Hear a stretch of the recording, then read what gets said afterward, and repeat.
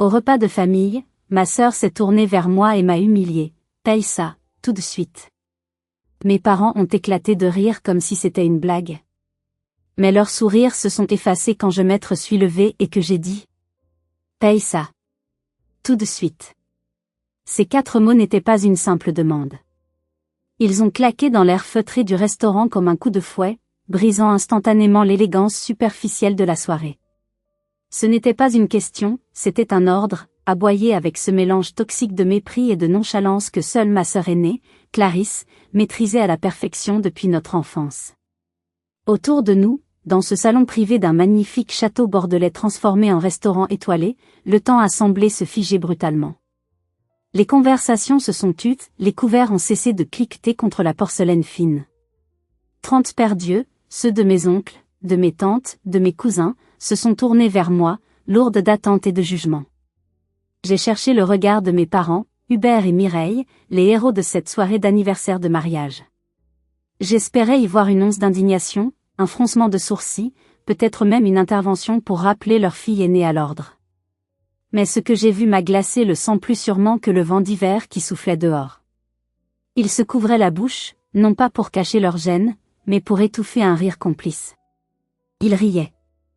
Mes propres parents riaient de mon humiliation publique, comme si voir leur fille cadette rabaissée était le clou du spectacle, le divertissement qu'ils attendaient tous secrètement. L'addition, enfermée dans son petit porte-document en cuir, reposait devant moi sur la nappe blanche immaculée, tel un verdict coupable sans procès. Mais ce qu'ils ignoraient tous, c'est que je n'étais pas venue ce soir pour payer une énième facture. J'étais venue pour présenter la mienne. Et le prix à payer allait être bien plus élevé que de l'argent. Ce soir, la banque allait fermer ses portes, et le chaos allait s'abattre sur leur petit monde parfait. Avant de vous plonger dans les détails de cette vengeance glacée que j'ai mûrie pendant des mois, j'aimerais savoir qui est avec moi dans ce combat pour la dignité. Dites-moi dans les commentaires depuis quelle ville ou quel pays vous écoutez cette histoire, et quelle heure il est chez vous en ce moment précis. J'adore imaginer que nous sommes une immense armée connectée à travers le monde face à l'injustice familiale. Si vous êtes prêts à entendre la vérité, abonnez-vous maintenant et activez la cloche, car ce qui va suivre va vous faire frissonner d'indignation. L'atmosphère dans la salle privée du château Smith au Laffitte était suffocante, malgré la hauteur sous plafond majestueuse et les fenêtres ouvertes sur les vignobles endormis de Bordeaux. L'odeur riche du foie gras poêlé, des truffes noires et des vieux millésimes se mêlait à celle, plus âcre et métallique, de mon anxiété grandissante. C'était supposé être une célébration de l'amour et de la fidélité, les 45 ans de mariage de mes parents. Une vie de dévotion exemplaire, disaient-ils dans leur discours larmoyant. Une vie de mensonges et d'apparence, pensais-je en silence. J'étais arrivé avec 5 minutes de retard, à peine, coincé par un tracteur sur la route départementale sinueuse. À peine avais-je franchi le seuil massif du restaurant que ma mère, Mireille, m'avait accueilli non pas avec un baiser chaleureux ou un sourire, mais avec une grimace de dégoût mal dissimulée. Toujours en retard, Ariane, avait-elle sifflé assez fort pour que les premiers invités l'entendent. On voit bien que tu ne penses qu'à ta carrière, jamais à ta famille. Tu es égoïste. J'avais baissé la tête, comme d'habitude, par réflexe conditionné. J'avais avalé la remarque comme on avale du verre pilé, sentant la blessure s'ouvrir à l'intérieur, en silence.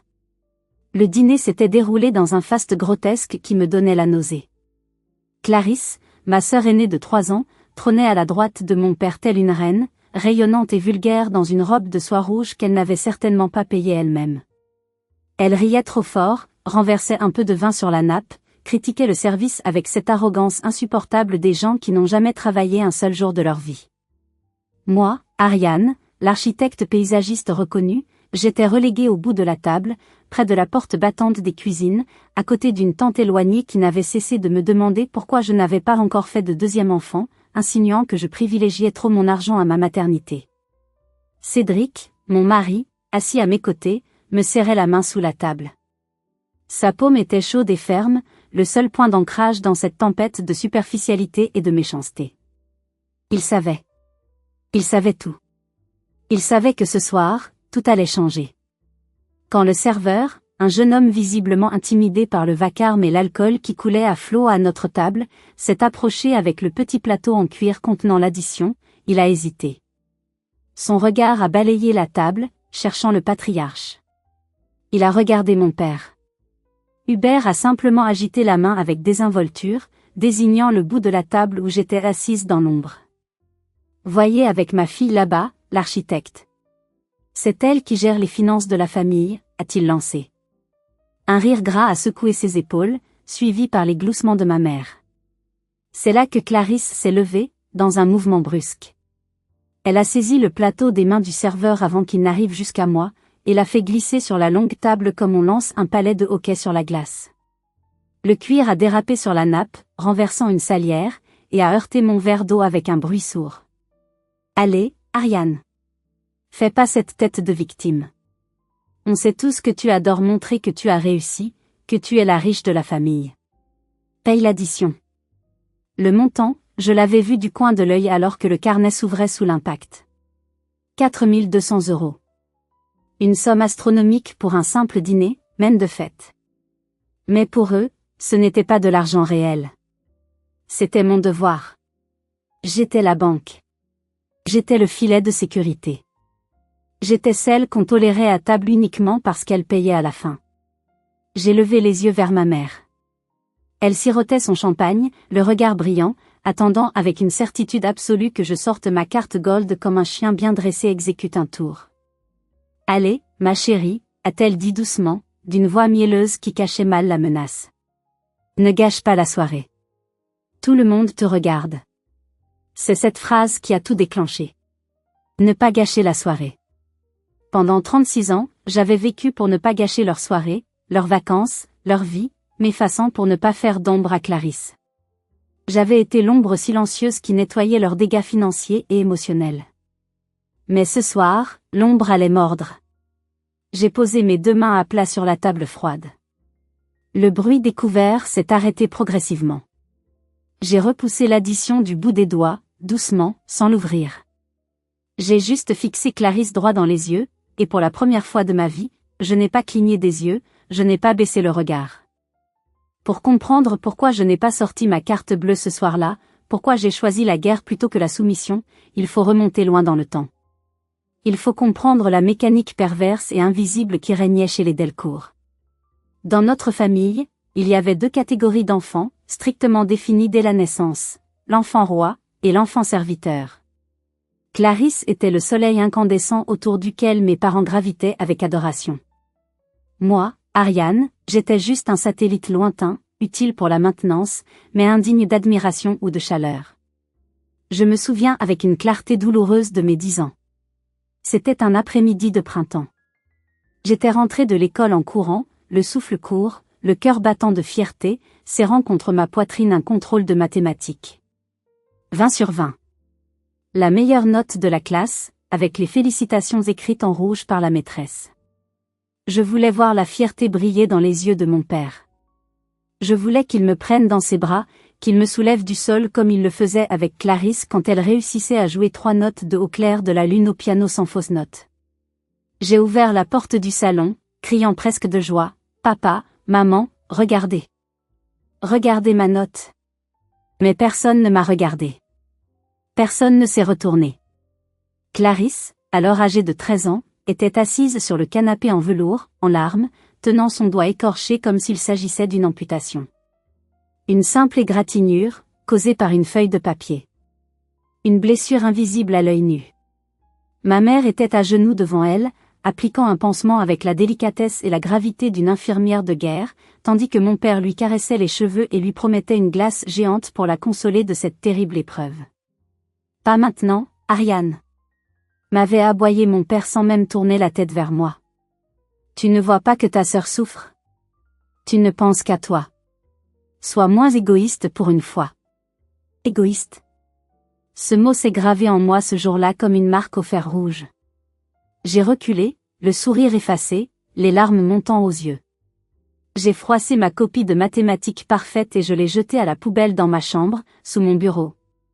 J'ai appris la leçon fondamentale de mon enfance. Mes réussites ne valaient rien face aux moindres douleurs imaginaires de Clarisse.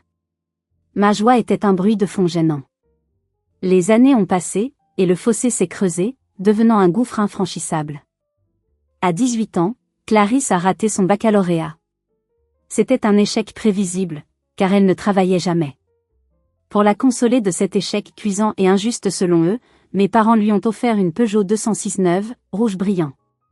La pauvre chérie, le système scolaire n'est pas adapté à sa sensibilité artistique, elle est trop créative pour l'école, disait ma mère pour justifier ce cadeau extravagant.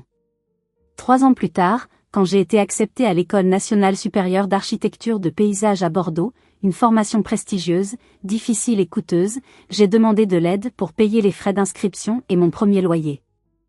La réponse de mon père a été cinglante, prononcée entre 2 bouchées de rôti, on ne peut pas, Ariane. On a plus de liquidité, on aide déjà Clarisse à s'installer dans son nouvel appartement, elle a besoin de meubles design pour se sentir bien. Toi, tu es débrouillarde. Tu trouveras une solution. Tu es forte, toi. Tu n'as besoin de personne. Être forte. C'était leur excuse permanente pour m'abandonner. Parce que j'étais forte, je n'avais besoin de rien. Parce que Clarisse était fragile, elle avait droit à tout. J'ai travaillé soir et week-end pendant 5 ans. J'ai servi des cafés, j'ai nettoyé des bureaux à 5 heures du matin avant d'aller en cours, j'ai étudié jusqu'à l'épuisement, les yeux brûlants de fatigue. J'ai construit ma vie brique par brique, sans un centime de leur part. Et paradoxalement, plus je réussissais, plus je montais les échelons, plus ils me méprisaient.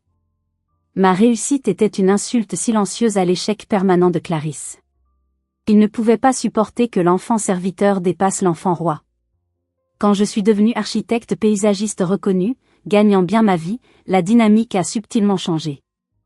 Je n'étais plus invisible. J'étais devenue utile. Soudain, on m'invitait au déjeuner du dimanche. Soudain, on m'appelait ma fille chérie. Mais ces appels se terminaient toujours, invariablement, par la même phrase, « Au fait, tu pourrais nous dépanner ?» Et moi, affamée d'amour, désespérée d'entendre un simple « je t'aime » ou « je suis fière de toi », je payais. Je payais pour acheter les miettes d'affection qu'ils daignaient me jeter. Je croyais qu'à force de donner, je finirais par être aimée autant que Clarisse. Quelle erreur tragique.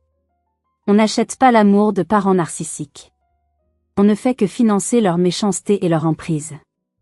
Les 5 dernières années ont été une véritable descente aux enfers financières, orchestrée avec brio par ma propre famille. Cela a commencé doucement, presque innocemment, par de petites sommes, avant de devenir une hémorragie incontrôlable. Je me souviens précisément du premier divorce de Clarisse. Elle avait trompé son mari, un homme brave et travailleur, mais c'était elle qui jouait la victime éplorée. Elle n'avait pas un sou pour payer l'avocat, ayant tout dépensé en vêtements et en sorties. Ma mère m'a appelé en pleurs un mardi soir, sa voix brisée par l'angoisse théâtrale. « Ariane, ta sœur va se faire détruire au tribunal. Elle n'a personne. Si tu ne l'aides pas, elle va finir à la rue avec ta nièce. C'est ça que tu veux ? Voir ta propre famille sous les ponts pendant que tu vis dans le confort ? La culpabilité. Leur arme favorite, aiguisée pendant des décennies. J'ai signé un chèque de 3 500 € pour l'avocat. Clarisse ne m'a jamais dit merci. Pas une seule fois. Elle m'a juste dit, en prenant le chèque du bout des doigts, « C'est normal, toi tu as les moyens, tu as de la chance, moi j'ai la poisse. » Comme si ma réussite était de la chance et ses échecs une fatalité cosmique. Puis il y a eu la santé de papa. Hubert souffrait des genoux depuis des années. L'hôpital public lui proposait une opération entièrement remboursée, mais dans 6 mois. Il ne voulait pas attendre. Il voulait la clinique privée, le confort d'une chambre individuelle, le chirurgien star de la région. Coût de l'opération, 8 000 € de dépassement d'honoraires non remboursés. Qui a payé ? Cédric, mon mari, a essayé de m'en dissuader ce soir-là. Ariane, ils t'utilisent. Ils ont de l'épargne, ils ont leur maison, pourquoi c'est à toi de payer ? Je lui ai répondu avec colère, défendant mes bourreaux comme une victime sous emprise, c'est mon père, Cédric. Je ne peux pas le laisser souffrir. J'ai payé. Et le lendemain de l'opération, sur Facebook, mon père a posté une photo de lui et Clarisse tout sourire à la clinique avec la légende « Merci à mon ange gardien Clarisse d'être toujours là pour me tenir la main dans les moments difficiles. » Pas un mot sur moi. Pas un mot sur le chèque de 8 000 € qui avait rendu ce sourire possible. Mais le pire, c'était l'accumulation des petites choses. L'érosion quotidienne. Les repas de famille ou aux minces, j'ai oublié mon portefeuille dans l'autre veste devenait un refrain habituel de mon père. Les cadeaux d'anniversaire communs pour les cousins où je payais la totalité et où la carte portait les signatures de tout le monde, avec un énorme bisou de Clarisse. Je devenais leur vache à lait, leur assurance tout risque. Une fois, j'ai osé dire non. C'était pour une robe de créateur que Clarisse voulait absolument pour un mariage d'amis. Une robe à 500 €. J'ai dit, non, Clarisse. Je ne peux pas ce mois-ci, on a nos impôts fonciers à payer, c'est trop. La réaction a été terrifiante. Ma mère ne m'a pas parlé pendant 3 semaines. Elle disait aux voisins et à la famille élargie que j'étais devenue avare, que l'argent m'était monté à la tête, que je ne pensais qu'à entasser des billets comme un oncle Picsou sans cœur. Le silence de ma mère était insupportable pour la petite fille en moi qui cherchait encore désespérément son approbation. Alors, j'ai craqué. J'ai acheté la robe. J'ai acheté la paix. Mais la paix achetée est une trêve fragile, jamais une victoire. C'est une drogue dont le prix augmente à chaque dose. Le point de non-retour, le moment où la naïveté a commencé à laisser place à la suspicion, a débuté avec le projet d'Arcachon. Mes parents rêvaient depuis toujours d'un pied-à-terre face à la mer pour leur retraite. Ils avaient repéré un charmant étroit avec terrasse, vue imprenable sur le bassin d'Arcachon.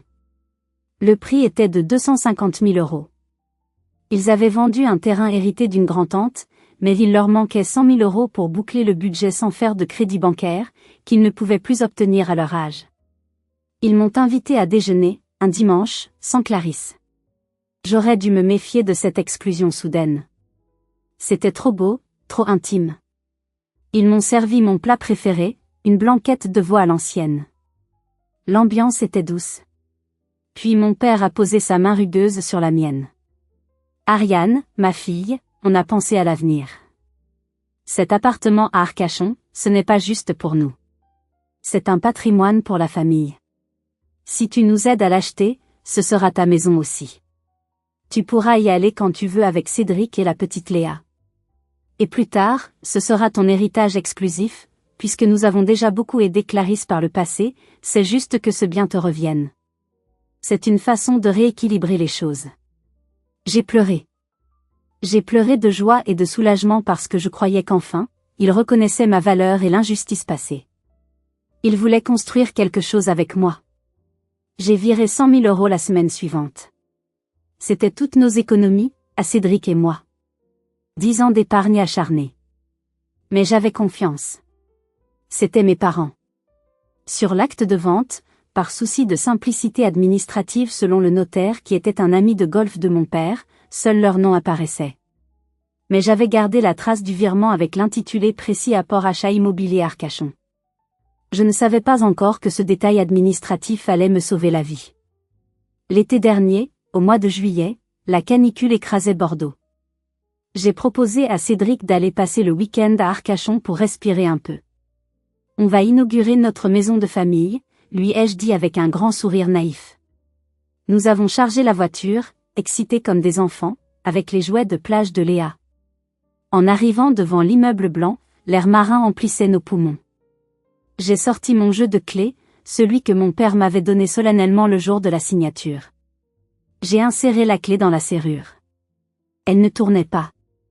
J'ai forcé un peu, pensant que la serrure était grippée par le sel. Rien. J'ai cru à une erreur. J'ai réessayé. Puis, la porte s'est ouverte de l'intérieur. Ce n'étaient pas mes parents. C'était Clarisse. Elle portait un paréo transparent et tenait un cocktail coloré à la main. Derrière elle, je voyais un homme que je ne connaissais pas, torse nu, affalé sur le canapé en cuir beige. « Tiens. Qu'est-ce que tu fais là ?» m'a-t-elle demandé, l'air agacé, comme si j'étais une représentante de commerce importune qui venait la déranger. « Comment ça, ce que je fais là ? C'est notre maison, Clarisse.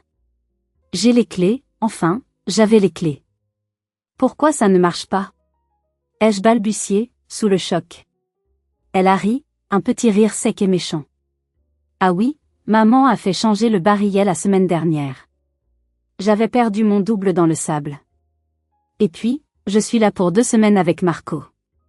On a besoin d'intimité, tu comprends. On est en amoureux. Je suis restée bouche bée, le sang quittant mon visage. Mais Clarisse, j'ai fait 2 heures de route avec la petite. On a payé pour cet appartement. C'est aussi chez moi. C'est ce que papa a dit.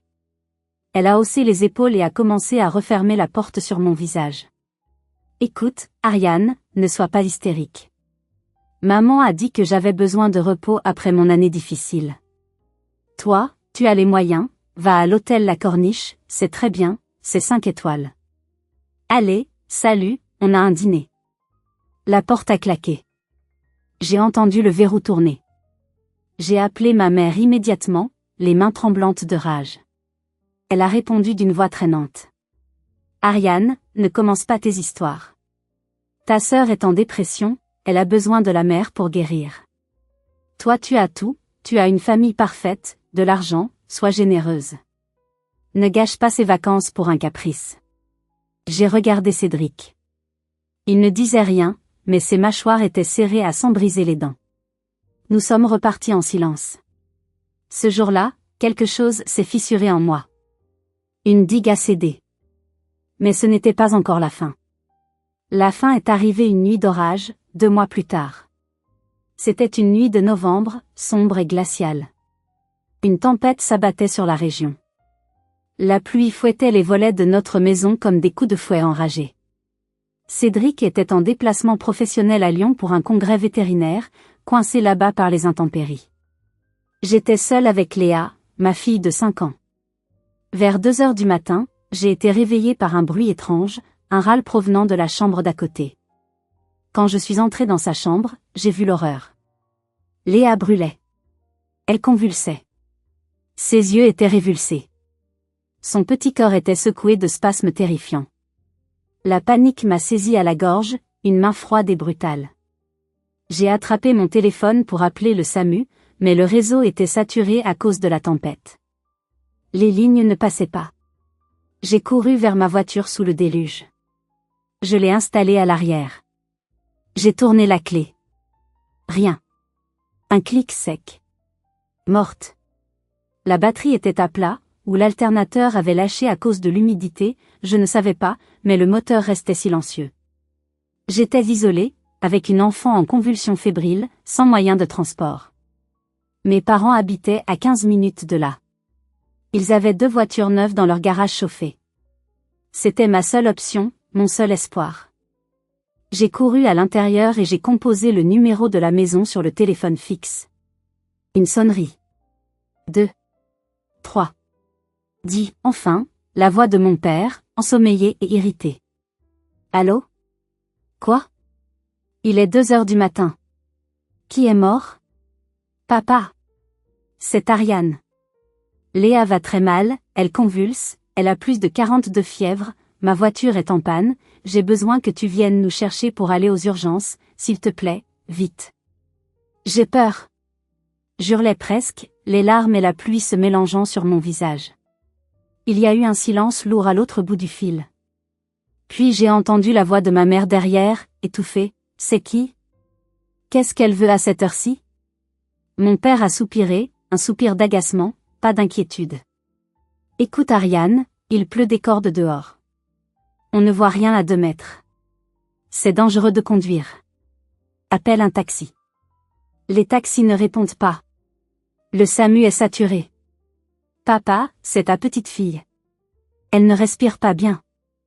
Je t'en supplie, viens m'aider. Ne sois pas dramatique, a coupé ma mère qui avait pris le combiné. C'est sûrement juste une grippe ou une angine. Donne-lui du Doliprane et attends demain matin. On ne va pas risquer d'abîmer la voiture neuve ou d'avoir un accident sous ce déluge pour un petit bobo. Clarisse est là, elle dort, elle a le sommeil léger, on ne va pas réveiller toute la maison pour tes angoisses. Débrouille-toi, tu es grande. Tu es forte. Bip. Bip. Bip. Ils avaient raccroché. Ils m'avaient laissé seule avec mon enfant malade, peut-être mourante, parce qu'ils ne voulaient pas se mouiller ni réveiller Clarisse. J'ai hurlé de rage, un cri primal qui a déchiré ma gorge, plus fort que le tonnerre. J'ai enveloppé Léa dans une couverture de laine, j'ai pris un parapluie qui s'est retourné dès que je suis sortie, et j'ai couru sous l'averse jusqu'à la route principale, portant ma fille de 20 kilos dans mes bras tremblants. J'ai agité les bras comme une folle devant les rares phares qui passaient. Finalement, un camionneur s'est arrêté. Un inconnu. Un homme aux mains rudes, sentant le tabac froid et la fatigue, m'a ouvert sa cabine. Il m'a conduite aux urgences pédiatriques en grillant les feux rouges. Il a attendu avec moi jusqu'à ce que les médecins prennent Léa en charge. C'était une méningite virale. Prise à temps, heureusement. 1 heure de plus, et c'était trop tard. Le lendemain matin, alors que je veillais sur Léa endormie sur son lit d'hôpital, épuisée mais vivante, mon téléphone a vibré. Un message de ma mère. J'ai cru, l'espace d'une seconde folle, à des excuses. J'ai ouvert le message avec des mains tremblantes. Coucou ma chérie, j'espère que la petite va bien et que tu t'es calmée. Au fait, Clarisse a commandé des pizzas hier soir avec mon compte Uber Eats mais ça n'a pas marché, tu peux me virer 50 €? Elle a faim la pauvre chérie et le frigo est vide. Bisous. J'ai relu le message 3 fois. La nausée m'a envahie, violente. Pas un mot d'inquiétude pour Léa. Pas un mot sur leur refus d'aider. Juste une demande d'argent pour les pizzas de Clarisse. À cet instant précis, Ariane la gentille fille est morte. Mon cœur s'est transformé en pierre froide. J'ai regardé ma fille respirer paisiblement, et j'ai fait un serment solennel. Plus jamais. Plus jamais il ne prendrait un centime. Plus jamais il ne me ferait du mal. J'allais les détruire. Et j'allais le faire avec la seule chose qu'ils aimaient plus que leur fille aînée, l'argent. Maintenant, posez-vous la question, et soyez honnête, si votre famille vous laissait tomber dans un moment de vie ou de mort pour protéger le sommeil d'une sœur favorite, et vous demandait de l'argent le lendemain, que feriez-vous? Auriez-vous coupé les ponts immédiatement? Dites-moi ce que vous auriez fait à ma place dans les commentaires, j'ai besoin de lire vos avis pour me sentir moins seule. Je n'ai pas répondu au message. J'ai bloqué mes émotions, les enfermant dans un coffre-fort mental dont j'avais jeté la clé au fond de l'océan. Quand Cédric est rentré de Lyon et que je lui ai raconté la nuit d'horreur, je n'ai jamais vu un homme aussi calme et aussi terrifiant à la fois. Il n'a pas crié.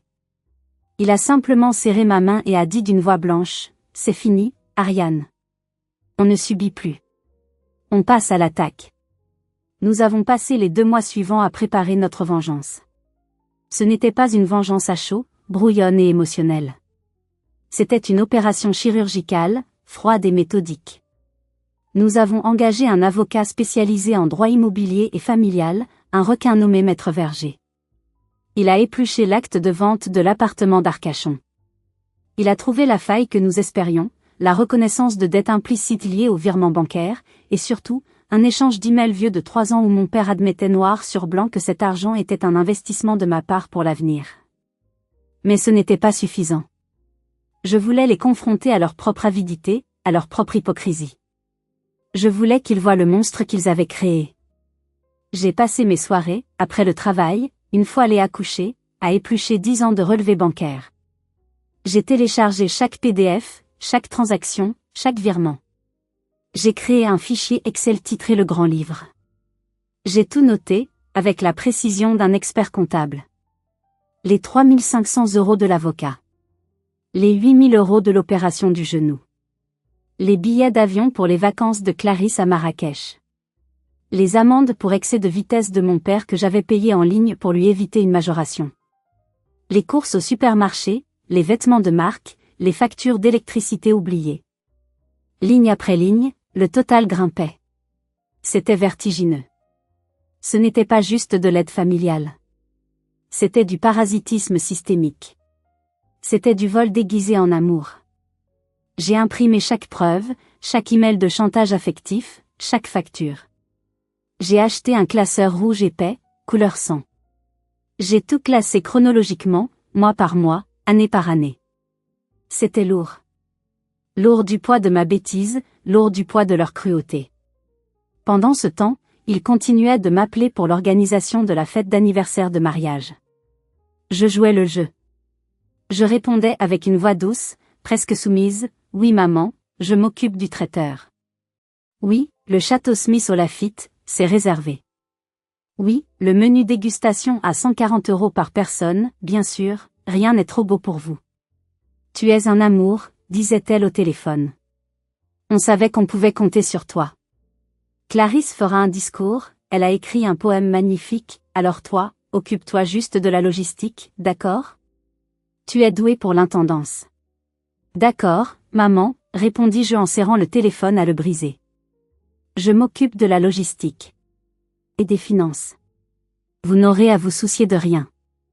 La veille de la fête, j'ai regardé le classeur rouge posé sur la table de la cuisine. Il semblait vibrer d'une énergie sombre. Cédric m'a versé un verre de vin rouge. Tu es prête? A-t-il demandé en me regardant dans les yeux. Je n'ai jamais été aussi prête, ai-je répondu. J'avais peur, oui. Une peur viscérale de briser le tabou ultime, attaquer ses parents. Mais la peur était le carburant de mon courage. Demain, ils allaient rire de moi une dernière fois. Et ensuite, ils ne riraient plus jamais. Retour au château. La soirée avançait, inexorablement. L'air était lourd, chargé d'hypocrisie et de parfums coûteux. Avant l'incident de l'addition, il y avait eu le moment des cadeaux. C'était une étape cruciale de leur mise en scène, un théâtre où chacun jouait son rôle. Les invités, des cousins, des oncles, des amis de longue date de mes parents, s'étaient rassemblés autour de la table d'honneur, le visage rougi par le vin et la chaleur. Clarisse s'est levée, théâtrale, un verre de champagne à la main. Elle a tapoté sur le verre avec une cuillère en argent pour demander le silence. Elle adorait être le centre de l'attention. Mes chers parents, a-t-elle commencé, la voix tremblante d'une émotion fabriquée, digne d'une actrice de série B, 45 ans d'amour. Vous êtes mon inspiration. Vous m'avez tout donné, plus que je ne pourrai jamais rendre. Alors, pour vous remercier de votre amour inconditionnel, voici mon cadeau. Elle a tendu une enveloppe dorée, décorée d'un ruban de soie. Ma mère l'a ouverte avec des mains tremblantes d'excitation, comme une enfant à Noël. Elle a sorti le carton. Oh! Mon Dieu! Hubert, regarde!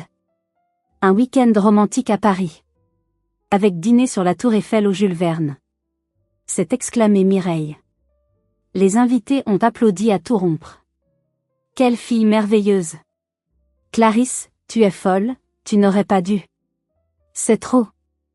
J'ai serré les poings sous la table jusqu'à sentir mes ongles s'enfoncer dans ma paume. Je savais comment ce cadeau avait été financé. 2 semaines plus tôt, Clarisse était venue chez moi à l'improviste pour voir Léa. Elle avait profité que je sois aux toilettes pour fouiller dans mon sac à main, photographier ma carte bleue professionnelle American Express et mes codes d'accès au programme de fidélité aérien. J'avais reçu les notifications de débit sur mon téléphone le soir même, mais je n'avais rien dit. Je n'avais pas fait opposition. J'avais laissé faire. C'était une preuve de plus pour le classeur rouge. Elle offrait un cadeau volé à la personne qu'elle volait. L'ironie était toxique, parfaite. Puis, les regards se sont tournés vers moi. Le silence s'est fait, plus lourd, plus jugeant. Et toi, Ariane? A lancé un oncle un peu éméché, l'oncle Paul, toujours prompt à la moquerie. Qu'est-ce que l'architecte offre à ses parents? Une maquette en carton? Rire dans la salle. Clarisse a souri avec condescendance, savourant son triomphe. Oh, Ariane a déjà beaucoup fait en organisant, enfin, en réservant le restaurant, a dit ma mère, minimisant mon rôle tout en soulignant subtilement que je n'avais pas apporté de paquet cadeau physique. C'est déjà bien. Tout le monde n'a pas le cœur immense de Clarisse. Ariane est plus pratique. Je n'ai rien répondu. J'ai simplement souri, un sourire énigmatique et froid qui a semblé déranger mon père. Il a froncé les sourcils, sentant peut-être une tension inhabituelle chez sa fille docile, une électricité statique dans l'air. Mais l'arrivée du dessert, une pièce montée spectaculaire avec des feux de Bengale, a dissipé ses doutes. Ils ont mangé le gâteau, ils ont bu le champagne, ils ont célébré leur propre gloire sur mon dos, inconscients que le sol allait se dérober sous leurs pieds. Et puis, le moment fatidique est arrivé. Le café. L'addition. Les rires moqueurs. L'ordre de Clarisse, paye ça. Nous y voilà. Je me suis levée. La chaise a raclé le sol en pierre avec un bruit sinistre, prolongé, qui a fait taire les conversations les plus proches. Cédric, à mes côtés, a plongé la main dans son sac en cuir. Il n'a pas sorti un portefeuille. Il a sorti le classeur rouge. Il me l'a tendu solennellement, comme une épée. J'ai pris le classeur. Il était lourd. J'ai marché lentement vers le centre de la table, là où se trouvaient mes parents et Clarisse. J'ai vu l'incompréhension dans leurs yeux. « Tu fais quoi avec tes dossiers de boulot ?» a ricané Clarisse, nerveuse. « On n'est pas au bureau, redescends sur terre, tu gâches l'ambiance. » J'ai ignoré sa remarque. J'ai saisi le micro qui servait pour les discours, posé sur le guéridon. Le Larsen a sifflé, un son aigu et perçant, faisant grimacer l'assemblée. « Je vais payer, ai-je dit, ma voix amplifiée résonnant dans les voûtes du château, claire et ferme. Je vais payer ma part. Mais avant de régler cette note de 4200 €, je pense qu'il est temps de faire les comptes. Les vrais comptes. Ceux que nous avons évités depuis trop longtemps. » Le silence qui est tombé sur la salle était absolu, total. On aurait pu entendre une mouche voler ou un cœur se briser. Ma mère a posé sa coupe de champagne à moitié pleine. Son sourire s'est figé, se craquelant comme un vieux vernis, remplacé par une lueur d'inquiétude réelle. Elle connaissait ce ton. C'était le ton que j'utilisais dans mes réunions de chantier quand un entrepreneur essayait de m'arnaquer sur les matériaux. Mais elle ne l'avait jamais entendu à la maison, jamais face à elle. J'ai ouvert le classeur rouge sur la table. Le bruit des anneaux métalliques qui s'écartent a claqué comme un coup de pistolet dans le silence. J'ai lissé la première page plastique. « Clarisse », ai-je commencé, en tournant mon regard vers ma sœur qui commençait à s'agiter sur sa chaise, le visage perdant de sa superbe. « Tu as dit tout à l'heure, avec beaucoup d'émotion, que tu voulais offrir un voyage à Paris à papa et maman. C'est très généreux. Vraiment. Sauf que... » J'ai sorti une feuille imprimée en couleur. Voici le relevé de ma carte American Express professionnelle. Débit du 12 mai à 14h30, Air France, 2 billets aller-retour Bordeaux-Paris, 450 €. Débit du 12 mai à 14h45, le Jules Verne, restaurant Tour Eiffel, à compte de 200 €. IP de connexion pour la commande, celle de ton iPhone 14 Pro. Tu as volé mes codes bancaires quand tu es venu chez moi il y a 2 semaines. Tu offres un cadeau avec mon argent. Un murmure d'horreur a parcouru la salle comme une onde de choc. C'est faux, a crié Clarisse, bondissant de sa chaise, devenant écarlate. Elle ment. Elle est jalouse parce que je suis la préférée. C'est une montage. Je ne mens jamais avec des chiffres, Clarisse, ai-je coupé froidement, ma voix couvrant ses cris. Les chiffres ne mentent pas. J'ai tourné la page avec une lenteur calculée. Continuons. Le 14 février dernier. Maman, tu m'as appelé en pleurs. Tu m'as dit que papa avait besoin de soins urgents pour ses dents, une infection grave, et que vous n'aviez pas de liquidités immédiates. J'ai viré 3000 € dans l'heure. J'ai brandi la facture suivante. Voici la facture du Casino Barrière de Bordeaux, datée du 15 février. Retrait d'espèces au distributeur, 3000 €. Papa n'a pas soigné ses dents. Papa a joué au poker. Et il a tout perdu en une soirée. Vous m'avez menti sur la santé de papa pour financer son vice. Mon père s'est affaissé sur sa chaise, le visage gris cendré, évitant le regard de ses frères et sœurs. Les invités commençaient à se regarder, choqués, scandalisés. Certains sortaient leur téléphone, filmant la scène sans doute, sentant que c'était un moment d'anthologie. Et ce n'est que le début, ai-je continué, implacable, sentant une énergie nouvelle circuler dans mes veines. J'ai accéléré le rythme, chaque ligne étant un coup de poignard dans leur réputation de famille parfaite. 2018, frais d'avocat pour le divorce de Clarisse, payé par mois, 3500 €. Vous m'avez dit que c'était pour la petite. 2019, réparation de la toiture de votre maison de campagne, payé par mois, 12 000 €. Vous aviez promis de rembourser. J'attends toujours. 2020, la voiture neuve de Clarisse? L'apport de 5 000 €? C'était mon bonus de fin d'année que je voulais utiliser pour mes propres vacances. Le total? J'ai fait une pause dramatique. J'ai balayé la salle du regard. J'ai regardé ma mère droit dans les yeux. Le total des 10 dernières années, sans compter les intérêts, s'élève à 185 450 €. Un grand O a secoué l'assemblée. Ma tante, celle qui était assise à côté de moi, a porté la main à sa poitrine, le visage pâle. Mais c'est le prix d'une maison. A-t-elle chuchoté assez fort pour être entendue? Exactement, ai-je repris. C'est le prix d'une maison. Et en parlant de maison, l'appartement d'Arcachon. À ce mot, ma mère s'est levée brusquement, renversant sa chaise qui est tombée avec fracas. Ça suffit, Ariane. Tais-toi.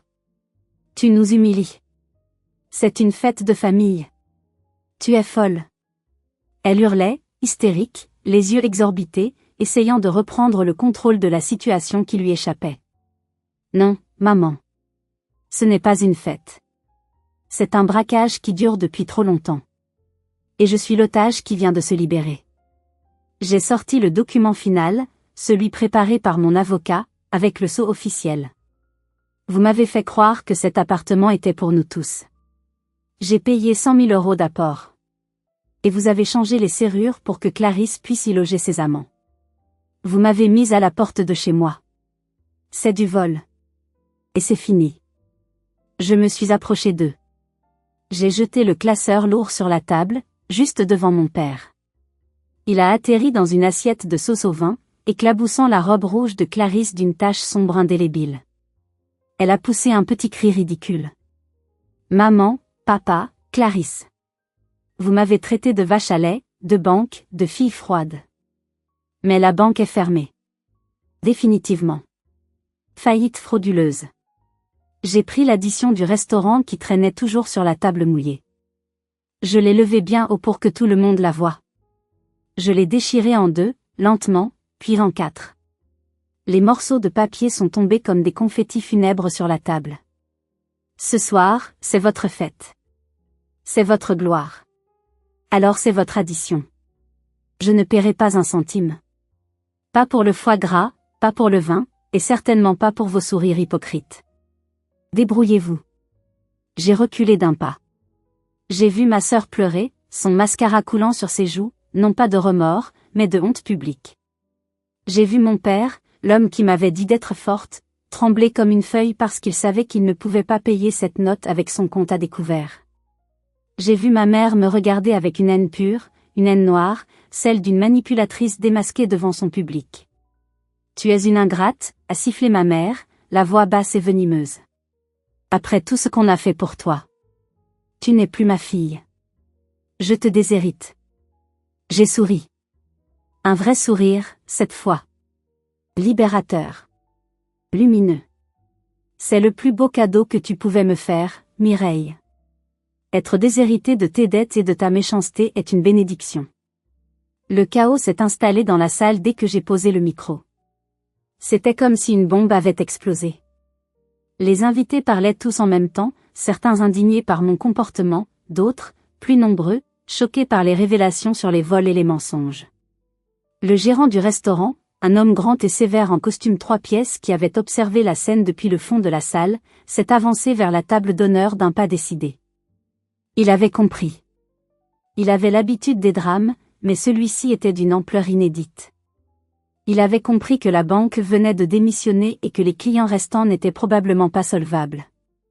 Monsieur Delcourt, a-t-il dit d'une voix ferme qui a couvert le brouhaha, je vais devoir vous demander de régler l'addition immédiatement.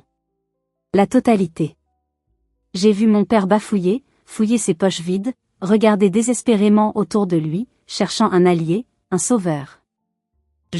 Ma carte a un plafond, c'est une erreur, ma fille va revenir, elle fait juste une scène. Votre fille a été très claire, monsieur, a coupé le gérant, impitoyable. Et au vu de ce que je viens d'entendre, je préfère encaisser maintenant. Carte ou espèce. Sinon, c'est la police. Pendant ce temps, Cédric et moi nous dirigeons vers la sortie. Je marchais la tête haute, le cœur battant à tout rompre, mais mes jambes étaient solides. Je ne tremblais plus. Je flottais presque. En passant devant la table de mes cousins, l'un d'eux, Paul, celui avec qui je jouais quand j'étais petite mais que la vie avait éloigné, s'est levé. Je me suis raidi, pensant qu'il allait m'insulter ou défendre mes parents. Il m'a regardé, a regardé mes parents en train de se débattre avec le gérant, et il m'a tendu la main. « Tu as eu raison, Ariane », a-t-il dit doucement. On se doutait de quelque chose, on voyait bien comment il te traitait, mais on ne savait pas que c'était à ce point. C'est dégueulasse. Bravo. Barre-toi vite. J'ai serré sa main, fort. Ce petit geste de validation, inattendu, a failli me faire pleurer, mais j'ai tenu bon. Je ne devais pas craquer maintenant. Pas encore. Nous sommes sortis dans la nuit fraîche de Bordeaux. L'air n'avait jamais semblé aussi pur, aussi doux. C'était l'air de la liberté. Cédric m'a ouvert la porte de la voiture. Avant de monter, je me suis retournée une dernière fois vers le château illuminé. J'ai vu à travers les grandes fenêtres l'agitation, les bras levés de ma mère qui criait sur le gérant, les invités qui commençaient à partir un par un, gênés, laissant mes parents seuls face à leurs dettes et leur honte. C'était la fin d'un règne. Dans la voiture, alors que nous roulions vers l'autoroute, mon téléphone a commencé à exploser de notifications. Des appels de mon père. 10, 20 appels. Des messages d'insultes de Clarisse, écrits en majuscules. Tu vas le payer.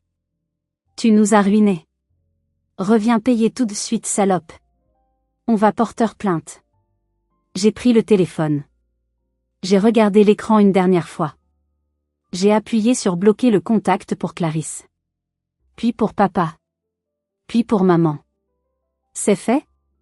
A demandé Cédric en démarrant le moteur, sa main sur mon genou. C'est fait, ai-je répondu, sentant un poids énorme quitter mes épaules. Et maintenant, la deuxième partie du plan. Le lendemain matin, à 9 heures précises, mon avocat, Maître Verger, déposait une assignation au tribunal de grande instance. Nous réclamions la vente forcée de l'appartement d'Arcachon pour récupérer mon apport de 100 000 €, preuve à l'appui. Nous avons également déposé plainte contre Clarisse pour vol de données bancaires, usurpation d'identité et utilisation frauduleuse de moyens de paiement. Ce n'était plus une querelle de famille. C'était la justice pénale. J'ai appris plus tard, par Paul qui m'a appelé quelques jours après, la fin de la soirée au restaurant. Mes parents n'avaient pas pu payer la totalité.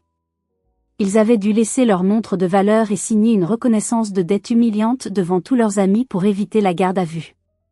Le gérant avait menacé d'appeler la police. Clarisse avait fait une crise de nerfs spectaculaire, se roulant par terre, et avait dû être évacuée par les pompiers. Leur masque de respectabilité était tombé, brisé en 1000 morceaux, piétiné par leur propre cupidité. 6 mois ont passé depuis cette nuit fatidique. La vie a repris, mais elle est différente. Elle a changé de couleur. Elle est plus légère. Plus vraie. Mes parents ont essayé de me contacter par des voies détournées, envoyant des lettres larmoyantes par la poste où ils alternaient entre menaces de procès et supplications pathétiques. Ils ont dû vendre l'appartement d'Arcachon en urgence, bien en dessous du prix du marché, pour me rembourser avant le procès.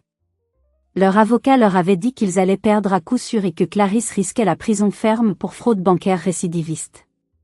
J'ai récupéré mon argent. Jusqu'au dernier centime, avec les intérêts légaux. Avec cette somme, Cédric et moi n'avons pas acheté de maison de vacances. Nous avons créé une fondation. La fondation Léa, qui offre des bourses d'études à des jeunes étudiants brillants qui n'ont pas le soutien financier de leur famille. Je veux être pour eux la personne que j'aurais aimé avoir quand j'avais 20 ans et que je nettoyais des bureaux pour payer mes études. Chaque chèque que je signe pour ces jeunes est une victoire sur mon passé. Clarisse a été condamnée à des travaux d'intérêt général et à une amende. Son casier judiciaire l'empêche de continuer ses petites arnaques habituelles. Elle travaille maintenant comme caissière dans un supermarché discount à la périphérie de la ville. C'est un métier honnête, le premier qu'elle fait de sa vie. Paul m'a dit qu'elle avait l'air vieillie, amère, qu'elle se plaignait à qui voulait l'entendre de sa sœur ingrate, mais qu'elle commençait enfin à comprendre la valeur de l'argent gagné à la sueur de son front. Quant à mes parents, ils vivent reclus dans leur maison qui se dégrade doucement. Leurs amis, témoins de la scène du restaurant et ayant appris la vérité sur leur manipulation, se sont éloignés un par un. La solitude est leur nouvelle compagne. Ils ont gardé leur fierté mal placée, mais ils ont perdu leur famille. Parfois, j'ai un pincement au cœur. Ce sont mes parents, après tout. L'enfant en moi pleure encore parfois l'amour qu'elle n'a jamais eu. Mais je regarde ma fille, Léa, grandir dans une maison sans cris, sans chantage, sans préférence toxique. Je la regarde rire, libre, et je sais que j'ai brisé le cycle. Elle ne sera jamais la banque de personne. Elle sera aimée pour qui elle est, pas pour ce qu'elle donne. J'ai perdu une famille ce soir-là, c'est vrai. Mais je me suis retrouvée. J'ai retrouvé ma dignité. J'ai retrouvé ma voix. Et ça n'a pas de prix. Merci d'avoir écouté mon histoire jusqu'au bout. C'était difficile à raconter, de revivre ces moments, mais c'était nécessaire. Si vous avez ressenti de la colère, de la tristesse ou de la joie pour moi, s'il vous plaît, mettez un j'aime sur cette vidéo. Ça aide énormément la chaîne. Et surtout, partagez-la. Partagez-la pour toutes les Arianes du monde qui n'osent pas encore dire non à une famille toxique. Vous n'êtes pas seul. Le courage, c'est comme un muscle, ça se travaille. Et parfois, le premier exercice, c'est juste de fermer son portefeuille et d'ouvrir sa bouche. Abonnez-vous à la chaîne pour plus d'histoires de justice et de vérité. Prenez soin de vous. À bientôt.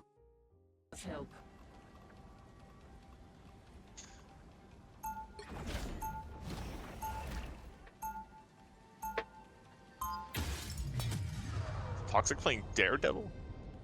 What a daredevil. Daredevil. Oh my god, she's aura walking.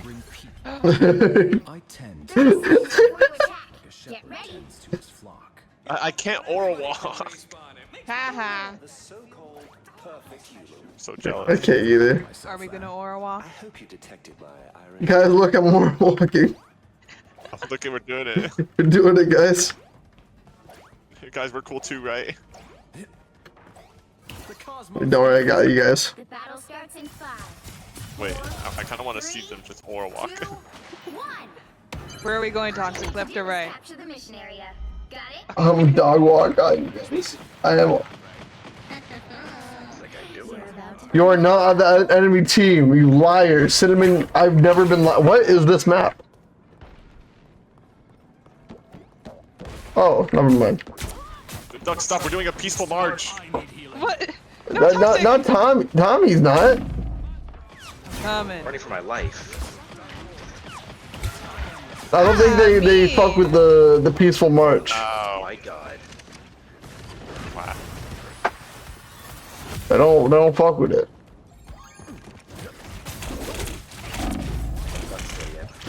Yeah. Disrespect the wall. Being a superhero Let's try this is a again. piece of cake compared to being Luke No. Cage's nanny. These people are dying now. Now that was stressful. How am I MVP? Because I didn't shoot anything when we started the cave. That doesn't change the thing.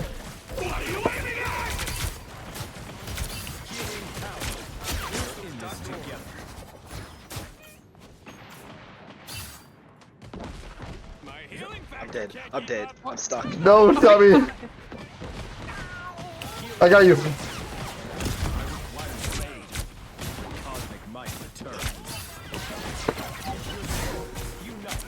Duck, have you seen those videos of Adam Warlock's quote-unquote assassinated movement? her. He's in a wheelchair. No, No? I am not. I'm getting fucked by the Deadpool. I appreciate you.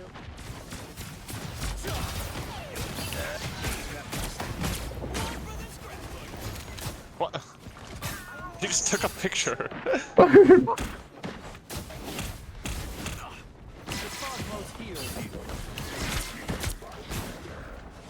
Good guy.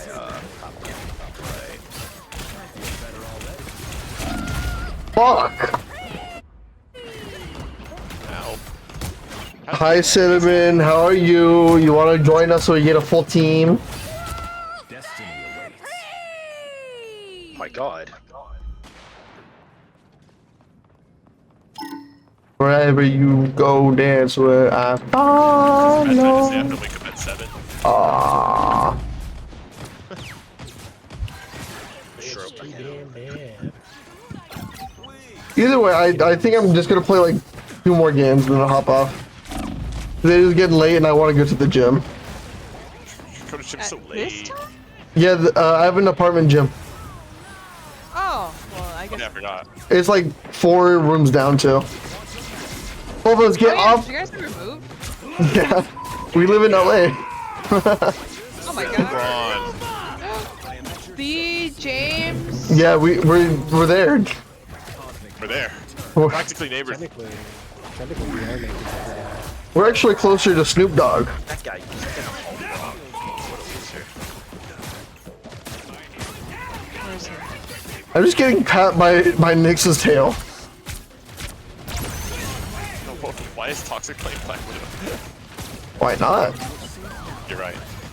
She's goated. Nyx, you need to get off.